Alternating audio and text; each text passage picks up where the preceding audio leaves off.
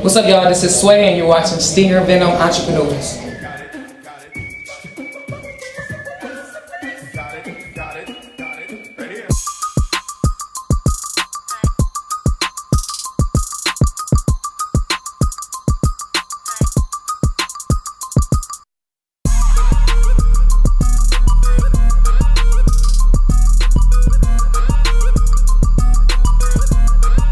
I'm from Lansing, Michigan, 45 minutes outside Detroit. Been in Atlanta about 11 years. I'm an entrepreneur. I own a couple of salon suites. I own a trucking company, and I have a fitness camp. I started out in the beauty industry 4 or 5 years ago, but it's something I've always wanted to do since I was younger. I've always wanted to be a barber. My mother and my sister was in the beauty industry as well, so I was always around it. Just always got a feeling when I went into the barbershop, like, man, this is what I want to do. You know what I mean? These people, they make their own schedule, they make good money. So I moved to Atlanta, like I said, about 11 years ago, and I would say maybe a year or two after that, I started to pursue a barbering career. Some struggles as a salon suite owner would be the tenants, make sure all the tenants are happy, making sure everybody's comfortable, maintaining the building, because again, you got 16 to 18 grown adults in here operating their own businesses, so making sure everything's functioning properly.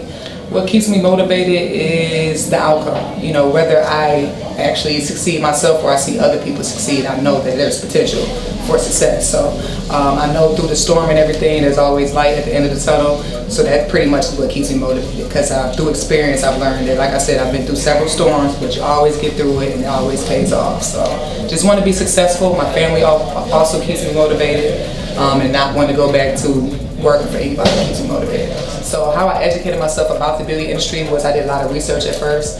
I actually went to different salons and just to go look at the design, the build out and stuff like that, how they operate. When I first got my barber license, I worked at a barbershop that had just opened, and I intentionally went there so that I could kind of see the process.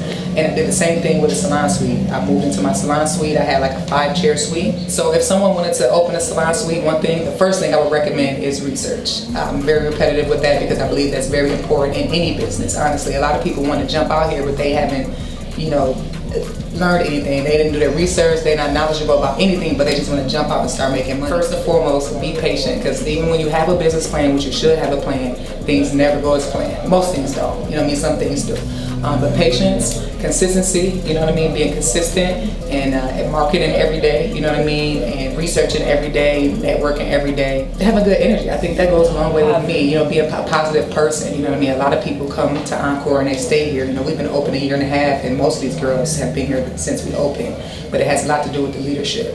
So I would say just make sure you're a people's person, business oriented, open-minded, because again, you're working with all these different personalities. You can't be not a people's person and trying to work with a bunch of people. It makes no sense. A lot of people always come and ask me, how do you do this?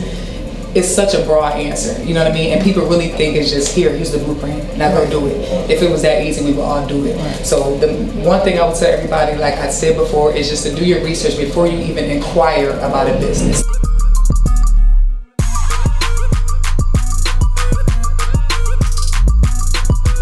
What's up, y'all? It's Audra, aka Scorpio. If you love that video, please like and subscribe. New videos dropping every Friday. You don't want to miss it.